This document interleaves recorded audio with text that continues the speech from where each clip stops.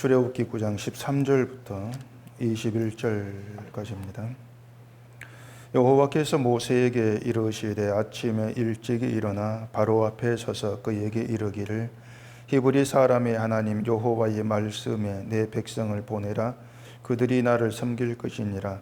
내가 이번에는 모든 재앙을 너와 내 신하와 내 백성에게 내려 온 천하에 나와 같은 자가 없음을 내가 알게 하리라. 내가 손을 펴서 돌림병으로 너와 내 백성을 쳤더라면 내가 세상에서 끊어졌을 것이나 내가 너를 세웠음은 나의 능력을 내게 보이고 내 이름이 온 천하에 전파되게 하려 하였음이니라. 내가 여전히 내 백성 앞에 교만하여 그들을 보내지 아니하느냐. 내일 이맘때면 내가 무거운 우박을 내리리니 애굽 나라가 세워진 그 날로부터 지금까지 그와 같은 일이 없었더라. 이제 사람을 보내어 내 가축과 내 들에 있는 것을 다 모으라. 사람이나 짐승이나 무릇 들에 있어서 집에 돌아오지 않는 것들에게는 우박이 그 위에 내리리니 그것들이 죽으리라 하셨다 하라 하시니라.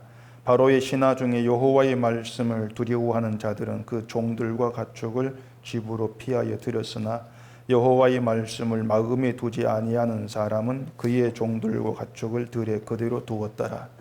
아멘. 기도하겠습니다. 하나님 아버지의 말씀은 우리가 이 세상에서 그대로 받아들이고 순종해야 될 하나님의 생명의 말씀입니다. 말씀에 대한 두려움 속에서 순종하는 그 말씀을 따라가는 것이 우리의 믿음의 길일진데 과연 우리가 그 말씀에 대해서 어떠한 자세로 어떠한 마음으로 받아들이고 살고 있는가를 오늘도 말씀 안에서 저희를 돌아보는 시간 되게 하시옵소서. 예수님 이름으로 기도합니다. 아멘. 북한에는 그 선전 마을이라는 것이 있다는 걸 들어보셨을 겁니다. 주로 휴전선 인근이나 또 북한의 어떤 관광 코스에 만들어진 그 마을인데 그 선전 마을은 사람이 거의 이제 살지 않는 말 그대로 보여주기 위해서 이제 그럴듯하게 만들어진 그런 마을이죠. 우리도 이만큼 산다. 또 북한의 경제 상황이 그렇게 나쁘지 않다. 이것을 이제 보여주기 위한, 선전하기 위한 그런 목적입니다. 그래서 그 선전 마을은 멀리서 보면은 아주 평화롭고 또 사람이 살기 좋은 그런 마을처럼 보이는데 막상 가보면은 사람이 없는 그런 마을이죠. 집도 있고 건물이 있는데 사람은 없다거나 아니면은 사람이 있어도 북한 실정과 전혀 맞지 않는 그러한 모습의 그런 마을로 존재하죠. 우리 신앙에도 보면은 그 선전 마을처럼 보여주기 위한 그런 것들이 참 많이 있습니다. 내 신앙이 이만큼 된다, 또 좋다는 것을 보여주기 위해서 우리가 인위적으로 행하는 것들, 선전을 위해서 어떤 건물을 짓고 집을 짓는 것처럼 어떤 나를 보여주기 위해서 뭔가 행하는 것들, 실천하는 것처럼 하는 것들, 이런 것들이 많이 있는 겁니다. 이처럼 보여주는 것에 치중하는 그런 신앙에는 결정적으로 내용이라는 게 사실 없습니다. 하나님을 믿는다고는 하는데 하나님이 누구신가에 대한 것이나 또 믿음이 무엇인가에 대한 관심은 전무하죠. 그걸 알고 싶지도 않고 알려고도 하지 않고 오로지 어떻게 하면 내 신앙을 그럴듯하게 보여줄 수가 있을까, 여기에만 관심을 두게 되는 겁니다. 여기에 대해서 대표적인 사람들이 이제 바리새인들이나 제사장 그런 사람들이었죠. 유대 종교 지도자들. 그래서 바리새인들은 기도를 해도 남이 볼 수 있는 시장거리에 기도를 하고 또 내가 이만큼 기도 안 하는 것을 이제 알게 하면서 지도자다운 그런 모습을 나타내려고 하고 그런 것들이 바리새인들이었습니다. 예수님이 그들을 향해서 회칠한 무덤이라 이렇게 아주 심하게 책망을 하셨는데 회칠한 무덤이라고 하는 건 겉과 속이 다르다 그런 뜻이 되는 겁니다. 근데 사람은 누구나 다 겉과 속이 다르다 이렇게 말하지만은 그 예수님께서 말씀한 겉과 속이 다르다는 그 의미가 달라요. 우리는 이제 겉과 속이 다르다는 걸 내 속으로 어떤 사람을 미워하면서도 겉으로는 미워하지 않은 척 이렇게 하는 걸 겉과 속이 달라 이렇게들 생각을 하는데 그건 인간 관계에서 이제 겉과 속이 다른 그런 모습이고 예수님은 그 인간 관계에서의 다름 그걸 가리켜서 회칠한 무덤 이렇게 말씀하지를 않았던 겁니다. 예수님께서 그 말씀하신 것 겉과 속이 다르다는 것은 하나님과의 관계에서 바리새인들의 잘못됨이 뭐냐 이걸 보여주는 그런 말씀이에요. 바리새인들의 신앙은 그 겉으로 드러난 것은 참 나무랄 것이 없다고 할 수가 있습니다. 겉으로 드러난 신앙이 나무랄 것이 없다. 이 말은 행위적인 면에서는 아주 그 잘했다 이렇게 얘기할 수가 있는 것이죠. 바리새인, 제사장 이런 사람들의 신앙 행위가 그렇게 좋게 나올 수밖에 없는 것은 이제 그들이 생각한 하나님이 자꾸 행위를 보시는 그런 하나님이었어요. 바리새인, 제사장 이런 사람들이 알고 있는 하나님은 자기들의 행위, 실천 이걸 보시는 하나님이다 이렇게 알고 있었죠. 그들은 하나님께 주신 율법을 잘 지키면 복을 주는 분, 잘 지키는 것을 하나님 기뻐하시는 분 이렇게 이제 믿고 있었습니다. 그렇기 때문에 율법을 그들은 잘 지켜 했습니다. 복받기 위해서 또 지도자로 잘 보이기 위해서 또 하나님을 기뻐하는 그런 신앙으로 남기 위해서 율법을 지켜야 했고 율법을 그렇게 잘 지키려고 하다 보니까 자연히 행위가 좋을 수밖에 없는 거예요. 우리는 바리새인 그런 뭔가 자꾸 나쁘다는 인식을 갖게 되는데 그들은 그 유대 사회에 굉장히 존경받는 그런 사람들이었던 것입니다. 그래서 그 겉은 굉장히 좋아요. 바리새인은 겉은 좋고 아주 훌륭하게 이렇게 드러났던 것이죠. 그러면 그 속은 어떠냐 말입니다. 그 속은 어떠냐? 바리새인의 속은 아담에게로부터 물려받은 본성을 얘기합니다. 그게 바리새인 속이에요. 그렇기 때문에 바리새인 속이나 우리의 속이나 동일해요. 다르지가 않습니다. 바리새인 속도 더럽고 우리의 속도 더럽죠. 얘기한 대로 아담 이후로부터 물려받은 본성 그게 우리의 속이기 때문에 더러울 수밖에 없어요. 그래서 모든 인간 속은 똑같습니다. 다 동일한 속을 가지고 있는데 이 그 속 마음 우리의 속 상태는 겉으로 드러난 신앙이 아무리 좋고 훌륭하게 보인다 할지라도 변하지가 않아요. 겉모습이 좋다 해가지고 속이 달라지는 거 이건 없는 거예요. 겉이 아무리 훌륭해도 속은 그대로다는 것입니다. 그렇기 때문에 겉을 잘 보이려고 한다 할지라도 속은 그대로인데 그 속을 보지 않기 때문에 결국은 내 겉으로 드러난 그것만 내보이면서 내가 이런 사람이야 이렇게 나오죠. 이걸 예수님은 회칠한 무덤 넌 겉과 속이 달라 이렇게 책망을 하셨던 겁니다. 근데 하나님이 인간을 심판할 때는 뭘 가지고 심판하시냐면은 겉이 아니고요. 속에 대해 심판을 합니다. 속의 문제를 가지고 심판을 해요. 하나님은 겉은 안 봅니다. 사람들은 자꾸 하나님 겉을 보시고 칭찬하실까 이렇게 생각하시면 하나님 겉을 안 보세요. 속을 보시고 그 속을 기준으로 해서 심판을 해버립니다. 그렇기 때문에 하나님의 심판서 벗어날 자가 아무도 없는 거예요. 겉이 아무리 훌륭해도 심판을 받게 돼 있습니다. 속은 그대로니까. 근데 사람이 그 속 상태, 내 속이 어떠하냐, 그 속을 보지를 못하면 결국 늘 겉을 볼 수밖에 없는 거예요. 늘 겉만 보고 살아가죠. 그래서 겉이 좋으면은 신앙이 좋은 것으로 이제 착각을 하면서 이 정도면은 이런 내 실천이 있으면은 하나님께 복을 받을 수가 있겠다는 생각이 이제 붙들려 버리는 겁니다. 근데 중요한 게 뭐냐면은 믿음이라고 하는 것은요, 우리가 겉으로 드러나는 그 모습으로 믿음이 보여지는 게 아니라는 겁니다. 겉모습이 믿음이 아닌 거예요. 믿음은 우리 속에 자리합니다. 속을 통해서 믿음이 무엇인가가 드러나게 되어지는 것이죠. 그래서 사람이 자기 속을 보게 되면서 하나님이 누구신가 알아가는 거, 그걸 가리켜서 믿음이라 이렇게 얘기를 하는 거예요.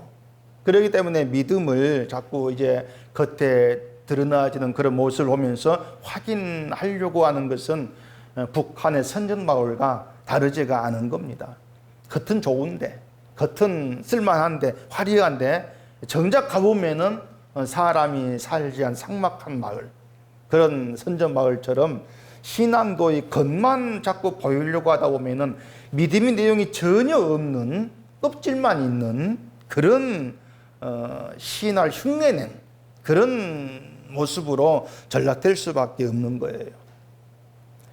신자는 예수님으로 인해서 알게 된 기쁨이 감사가 있지 않습니까? 예수 때문에 알게 된 거. 그 기쁨과 감사는 우리 겉모습이 좋은 것에 있지를 않습니다. 우리는 내 속이 어떻다는 걸 알게 되었을 때의 기쁨과 감사를 알게 되는 거예요. 내 겉을 보면은 예수는 기쁨, 감사 안 나옵니다. 내 잘한 것만 믿는 것이죠. 내 속을 알게 되니까 예수로 인한 기쁨이 무엇이고 감사가 어떤 것인가, 이것을 보게 되어지는 거죠. 오늘 본문도 지금 이런 그 내용과 연결되어 있는데 13절 보십시다. 여호와께서 모세에게 이르시되 아침에 일찍 일어나 바로 앞에 서서 그에게 이르기를 히브리 사람의 하나님 여호와의 말씀에 내 백성을 보내라. 그들이 나를 섬길 것이니라. 자, 새로운 재앙이 있을 때마다 이제 같은 말씀을 반복하십니다. 바로에게.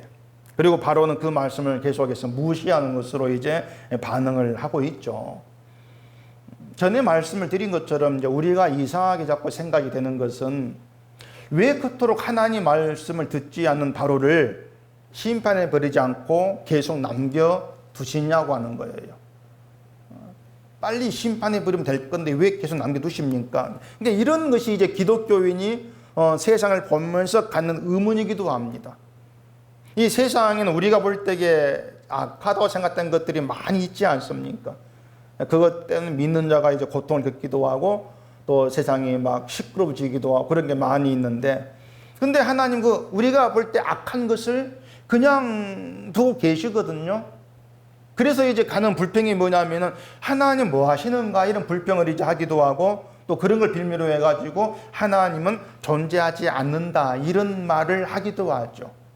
그게 아니면은 하나님을 믿되 마치 하나님이 계시지 않는 것처럼 살아가기도 합니다.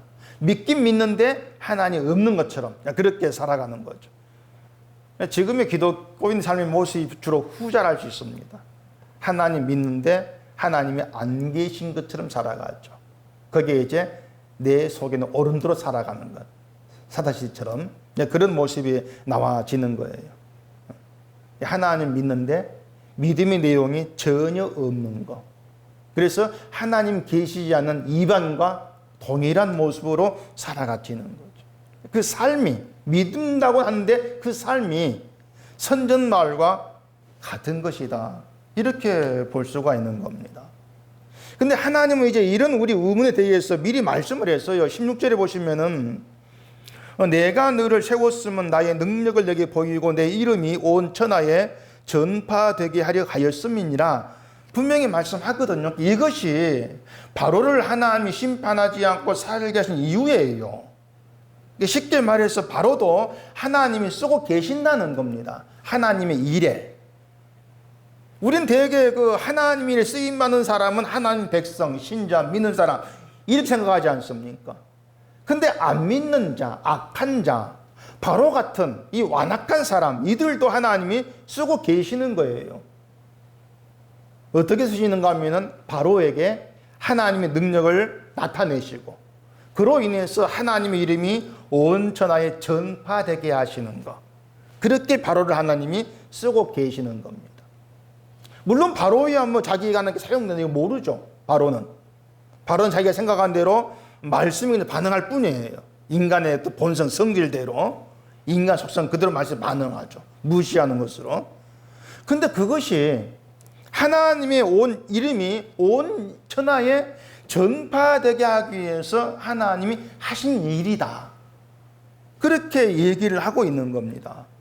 이제 그걸 두고 하나님께서 바로의 마음을 완악하게 하셔서 모세의 말을 듣지 않게 하셨다.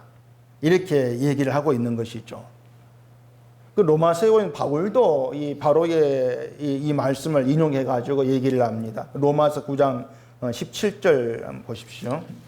성경이 바로에게 이르시되 내가 이 일을 위하여 너를 세웠으니 그 너로 말미암아 내 능력을 보이고 내 이름이 온 땅에 전파되게 하려 함이라 하셨으니, 오늘 그 본문의 말씀과 같은 내용이죠. 바로가 이 본문 말을 인용을 해서 얘기를 하고 있는 겁니다. 그러니까 바로에게 하나님의 능력을 보인다고 하는 건 얘기한 대로 바로를 지금 도구로 해가지고 하나님의 능력을 나타내신다는 겁니다. 이제 바로로 하여금 하나님의 능력을 알게 하는 것, 이게 목적이 아니고 바로를 세워서 바로를 사용해서 하나님의 능력이 어떤 것인가를 세상에 보이시고 그 능력으로 말미암아 하나님이 누구신가 알게 하고 하나님을 찬송케 하는 것, 그게 하나님 이름을 전파하게 하신 하나님의 일이에요. 그러니까 하나님의 능력이 드러나지고 하나님의 이름이 전파되는 모든 것이 하나님이 하시는 일이에요. 사람이 하나님의 이름을 막 전파하고 이런 게 아니라는 겁니다. 사람은 그냥 거기에 쓰여지고 있는 것이죠. 그렇기 때문에 우리는 하나님의 능력이나 또 하나님의 일이 전파된다는 것을 우리 멋대로 상상하면 안 되는 거예요. 바로를 통해서 능력을 보이신다고 말씀을 했고 또 그걸 통해서 하나님 이름 온 세상에 전파되게 하신다고 했습니다. 그럼 우리는 바로를 봐야 되죠. 바로를 통해서 드러난 하나님 능력이 뭐냐? 이런 질문을 먼저 하는 것이 맞아요. 되게 기독교인들은 그런 질문 안 합니다. 왜냐하면 하나님의 능력이 다 알고 있다 얘기거든요. 하나님 능력 그러면 구약에 많이 나오잖아요. 막 기적적인 사건들, 막 홍해를 가르고 이런 사건들, 그 지금한 능력을 병 고치고 막 이런 것으로 다들 생각하지 않습니까? 그렇기 때문에 하나님의 능력이 뭔가를 알 필요가 없다고 생각을 하고 있는 것이죠. 그런 질문을 아예 안 하는 거예요. 그게 잘못된 거란 것입니다. 나를 잘되게 해주는 것이 하나님의 능력이다.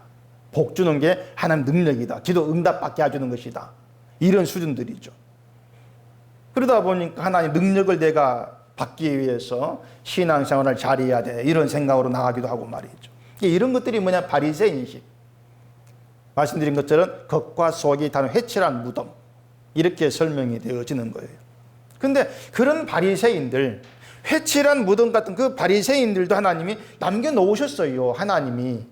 왜 남겨놓으셨느냐? 바로와 똑같이 하나님이 사용한 도구다 그 말입니다. 만약에 하나님이 바리새인, 재상 이런 사람들을 다 심판해버리고 예수님의 추종자만 달랑 남겨놓으셨다면 어떻게 되었겠습니까? 예수 반대파 다 숙청해버리고 예수를 따른 추종자만 남겨놓았다면 어떻게 되었을까? 일단은 십자가 사건이 없겠죠. 반대법 없으니까 예수님을 죽이려고 한 사람 없을 것이고 그 십자가 사건 없을 것이고 결국은 그 유대 사회에는 예수를 믿는 신앙인의 세계가 되어버립니다. 예수를 믿는 사람의 세계가 되겠죠. 우리가 생각할 때는 그렇게 하면 될 것 같아요. 반대파를 다 없애버리고 추종자만 달려 남겨놓으면은 그런 예수를 따르는 그 예수를 믿는 사람들 모이는 그런 세계, 그게 옳을 것처럼 여겨진단 말입니다. 근데 이제 그렇게 생각하는 것이 우리 악한 본성에 나온 죄의 생각이에요. 악한 본성. 문제가 뭐냐면은 예수 추종자라 해가지고 예수를 알고 예수를 믿는 자가 아니라는 겁니다. 추종자라고 해서 예수의 추종자들은 자기 배부름을 위해서 예수를 따르고 있는 거예요. 그게 뭐냐면 결국 바리새인 제사장들이 예수를 붙잡아 못 박았을 때에 똑같이 거기에 선동되어 가지고 죽일 소리치지 않습니까? 못 박으라고. 추종자들이. 그러니까 자기를 위해서 예수를 추종했는데 그 예수와 십자가에 힘없이 못 박히니까 이 배신당했다는 그런 기분이 들거든요. 죽이라는 거예요. 예수를 추종한다고 해서 예수를 믿는 자가 아니라는 거죠. 요한복음의 그 오병이어 기적 사건 다음에 사람들이 예수님을 자기 붙들어 놓으려고 막 이제 했습니다. 우리 왕이 되달라 그거죠. 예수가 왕이 되면은 뭐 경제적으로 어려움이 없겠다. 기적을 보고 이렇게 생각을 한 거예요.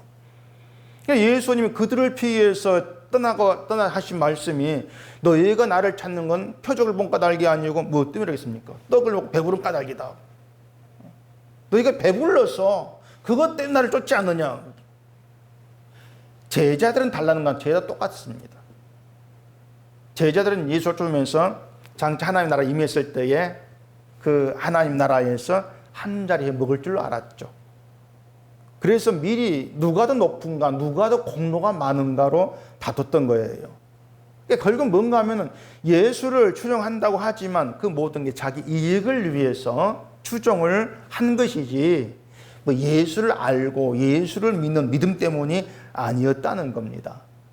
그들 믿음이라고 해봐야 예수를 따르면 기적 체험하고 배부로 얻는다. 그 믿음 수준에 지나지를 않았습니다. 근데 만약에 예수님 나라가 반대표가 없고 그런 추종자만 달랑 남은 그런 나라라면은 그건 뭐 이단인 박태선 신앙촌 뭐 그런 것과 같은 마을이 돼버리겠죠. 신앙촌은 박태선을 추종하는 그런 무리의 마을이에요. 그러니까 예수를 반대한 사람들은 심판해버리고 예수를 추종한 사람만 남는다면 그건 신앙촌과 다름이 없는 거죠. 예수는 그냥 기독교의 교주가 될 뿐이고 말입니다. 그 기독교를 비판한 어떤 사람은 예수님을 기독교 교주라 그럽니다. 예수가 기독교주다. 예수님은 기독교의 교주가 아니에요. 기독교인들이 모두 예수님을 주로 섬기니까 예수 교주 아니냐 이렇게 이제 말을 하겠지만은 교주라고 하는 것도 종교단체 우두머리입니다. 종교단체 우두머리 교주예요. 근데 예수님은 기독교란 종교를 만들지를 않았어요. 예수님은 기독교란 종교의 교주 우두머리가 아니라는 얘기입니다. 단지 예수 믿는 사람들이 스스로 우리 기독교야 이렇게 읽었을 뿐이죠. 그래 기독교는 천주교도 있고 동방정교도 있고 개신교도 있는 거예요. 전부 기독교예요. 전부 다. 그런 세상에 예수를 추종하는 그런 사람이 있다고 해보십시다. 그들이 평생 알 수 없는 것은 자기들도 지옥 가야 된다. 그걸 몰라요. 난 예수 추종하니까 지옥 갈 이유가 없는 것이죠. 그래서 이 땅에 바리새인 같은 그런 사람도 필요한 이유가 뭐냐면 그들처럼 하나님을 철저하게 신앙을 한다 할지라도 그걸로는 구원받지를 못한다. 이걸 보여주는 것이니까. 그런 바리새인 사람도 있어야 되는 거죠. 예수를 추종하는 그런 사람도 필요한 것도 그것이 예수를 믿는 것이 아니다. 이걸 보여주기 위해서 그런 사람도 필요한 거예요. 그래 하나님은 이 땅에 우리가 볼 때 악한 자고 뭐 세상 심판을 받아버려야 돼 그런 사람인데 남아있고 이 모든 것도 하나님이 적당하게 다 그렇게 지어놓고 세우신 거예요. 잠언의 말씀처럼. 그래서 그걸 통해서 결국에 우리가 결론 나가는 것은 구원은 인간의 힘으로 되는 것이 아니라 예수의 피로 된다. 이 사실이 증거되고 전파되어지는 것. 이게 하나님 뜻이고 목적이에요. 그 어떤 인간도 예수의 피로서만 그 죄가 용서되어지고 그 죄가 용서되어지는 그것이 곧 하나님의 능력이다. 이것이 바로를 세워서 나타내시고 가시는 하나님의 의미가 된단 말입니다. 15절 보십시다. 내가 손을 펴서 돌림병으로 너와 내 백성을 쳤더라면 내가 세상에서 끊어졌을 것이나 하나님께서 돌림병으로 바로와 애국을 쳤다면은 바로는 벌써 세상에서 끊어졌을 사람이라 그 말입니다. 근데 여전히 바로를 왕의 자리에 세워두신 것은 얘기한 대로 하나님의 능력을 보이시기 위함이다.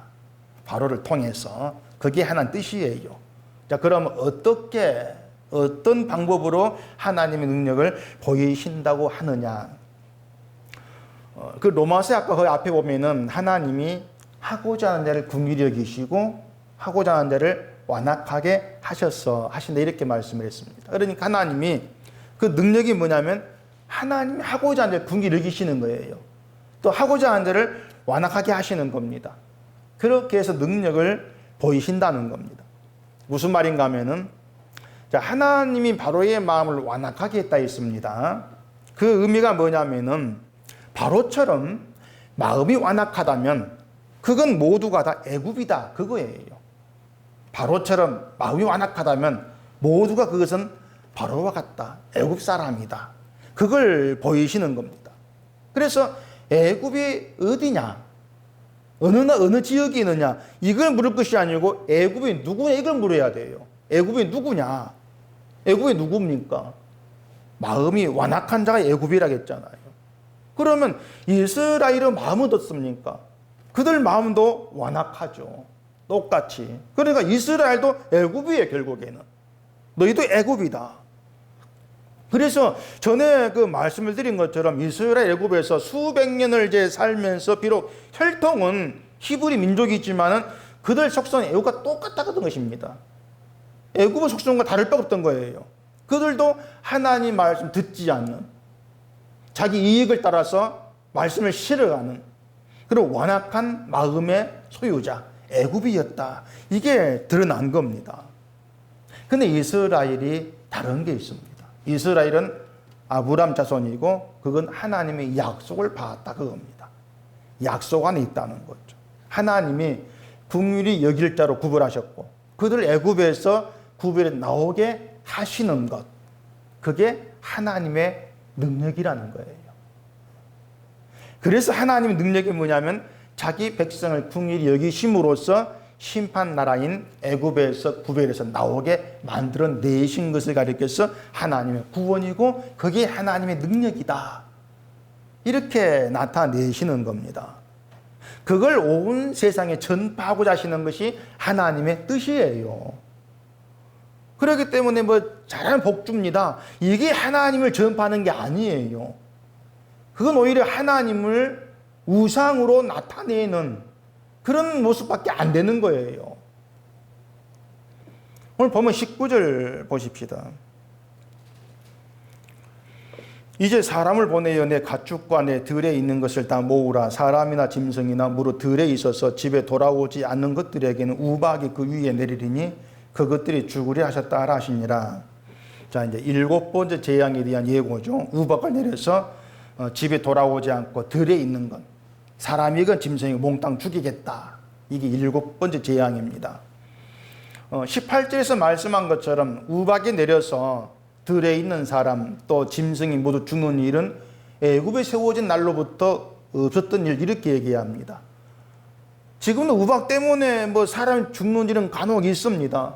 보면은 골프공만한 우박이 떨어지기도 하고 어떤 데는 메론만한 우박이 떨어졌다 그래요. 그래서 사람 몇백 명이 죽고 그랬다고 하는데, 근데 하나님이 우박을 떨어뜨려서 들에 있는 사람과 짐승을 다 죽게 할 거니까 빨리 집으로 들어와, 이렇게 했을 때에 그 말대로 할 사람이 몇이나 있겠냐고 하는 것이죠. 물론 하나님을 믿으면은 혹시나 해가지고 집에 올 사람이 있을 수 있을 겁니다. 근데 하나님을 믿지도 아니한 사람, 마음이 완악한 존재라면은 그 말을 무시하겠죠. 특히나 짐승이 들에 있다는 짐승을 먹이고 있는 거예요. 또 짐승을 치기 위해 사람 들에 있는 겁니다. 그 일을 다 그만두고 집으로 돌아온다는 것은 짐승을 이제 먹이는 지장이 있는 것이죠. 내 짐승에. 그렇기 때문에 자기 이익을 위해서 말씀을 무시할 수밖에 없게 되어지는 거예요. 그게 하나님 말씀에 대한 세상의 반응이라는 겁니다. 말씀을 무시한다는 거죠. 두려움 없다는 거죠. 그게 세상이라고 하는 거예요. 그게 뭐냐면 하나님의 어떤 말씀에 대해서 사람은 설득당하지 않습니다. 그러니까 이 성경 말씀 66권을 다 살아 이 세상을 향해서 얘기한다 할지라도 이 성경을 가지고 설득을 당해가지고 하나님께 돌아올, 그 말씀에 순종할 그런 사람은 아무도 없는 거예요. 그게 뭐냐면 마음이 완악이라는 겁니다. 완악합니다. 근데 이스라엘도 자기들이 말씀 설득당해가지고 하나님 믿는 게 아니라는 거예요. 그들 많이 완악하니까. 이처럼 인간은 말씀에 설득당해서 하나님 믿을 존재가 못 된다, 이렇게 완악하다는 것을 바로가 대표로 지금 보여주고 있는 겁니다. 말씀을 무시하면서 안 듣는 것이죠. 근데 20절 보면은 또 이렇게 얘기합니다. 바로의 신하 중에 여호와의 말씀을 두려워하는 자들은 그 종들과 가축을 집으로 피하여 들였으나 여호와의 말씀을 마음에 두지 아니한 사람은 그의 종들 가축을 들에 그들 두었더라. 자, 말씀이 기준돼 가지고 이제 애굽 사람이 둘로 나누어져요. 모세를 통해서 말씀이 주어졌을 때에 그 말씀으로 둘로 나누어지죠. 하나는 말씀을 두려워하는 자, 또 다른 하나는 말씀을 마음에 두지 아니한 자, 이렇게 둘로 나누어집니다. 말씀에 의해서 살고 죽고 나누어지죠. 말씀 무시한 자는 자기 살던 대로 살아가는 겁니다. 들에서 내 양을 치면서 살아가고, 말씀을 마음에 둔 자는 그 살던 걸 중지하고 집으로 들어오죠. 그래 살죠. 세상이 그렇게 둘 나누어지거든요. 이 땅의 마지막 때에 그 세상이 종말의 증거도 노아 때와 같다. 집 사고 팔고 장가하고 시집가고 살던 대로 살아가는 거예요. 말씀이 증거되어지는데도. 그게 말씀을 무시한 이 땅의 형편이죠. 바로의 신하가 어떻게 해서 하나님 말씀 마음에 들 수 있었을까? 이건 우리 의문을 가질 필요가 없는 겁니다. 바로의 마음을 완악하게 하시는 것이 하나님이라면 그 하나님이 그 바로의 신하의 말씀을 두게 할 수 없겠습니까? 할 수 있는 것이죠. 그게 하나님의 능력인 것이죠. 바로의 신하 구원을 받았느냐 이 문제가 아니고 하나님의 능력을 보여주시는 거예요. 능력이라고 하는 것은 바로 신하처럼 그 마음에 말씀을 둘 사람이 못 된다는 겁니다. 근데 말씀을 마음에 두게 되어지더라. 그게 하나님의 능력이라고 하는 것이죠. 그러니까 어떤 하나님 말씀에 대해서도 설득당하지 않을 정도로 완악한 인간인데, 바로의 신하인데, 그런 인간이 마음에 말씀을 두고서 말씀을 두려워하고 말씀대로 사람과 짐승을 집에 돌아오게 하더라. 결국 뭔가 하면은 그 바로의 신하가 말씀을 듣고 사람과 짐승을 집에 들어오게 살았어. 야, 바로의 신하 잘했네. 이것이 아니고 그 말씀대로 종들과 가축을 집에 피하여 들이게 하신 그 하나님의 능력이더라. 그렇게 봐야 한다는 거예요. 그러니까 하나님의 능력은 인간이 말씀을 두려워하고 말씀을 마음에 두게 됨으로써 말씀대로 행하게 되어지는 것이 하나님의 능력의 증거예요. 정확히 말하면 하나님께서 말씀대로 행하게 하신다는 거죠. 그 이스라엘 출애굽에도 장자 재앙 때 살아난 사람은 이스라엘 민족이 아니고 어린 양 피를 문설주에 바른 사람들이었습니다. 민족이 아니고 하나님 말씀을 마음에 두고 그 말씀대로 어린 양의 피를 문설주에 발랐던 그 사람들이 장자 재앙에서 살아났죠.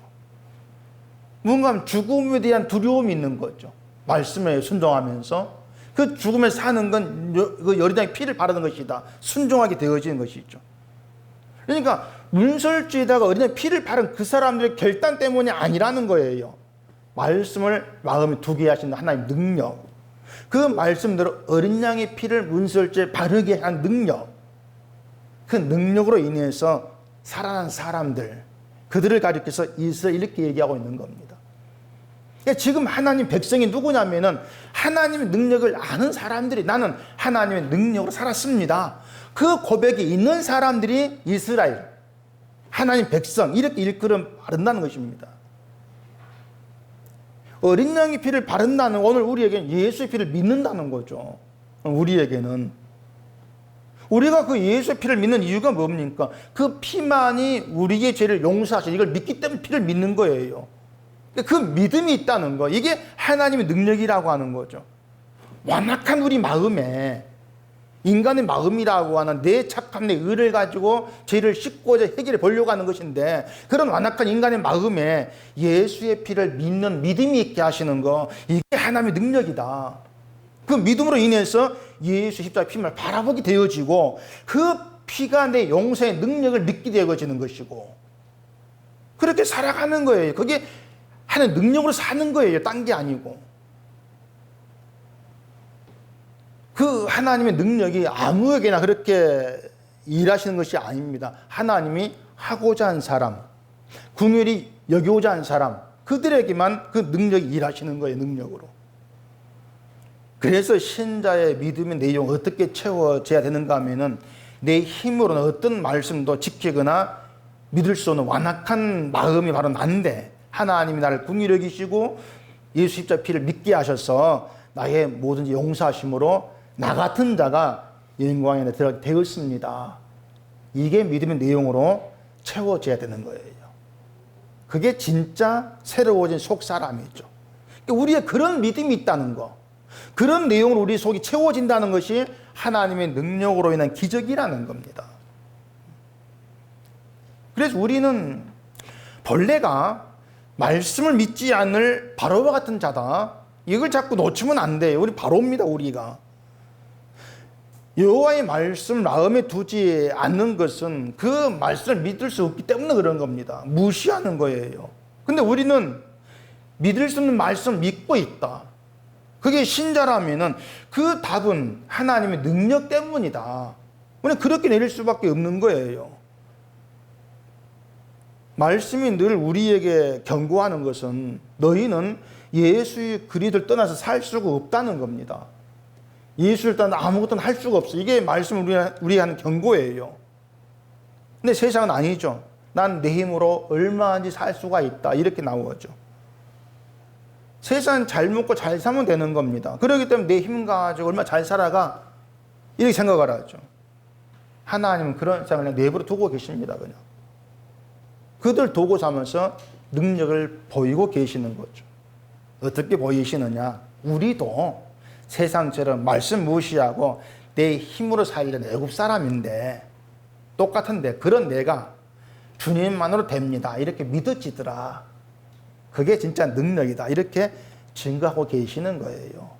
그렇게 자기 백성 입을 통해서 우리는 예수님의 용서의 은혜로 하나님의 궁이 여기서 살아갑니다.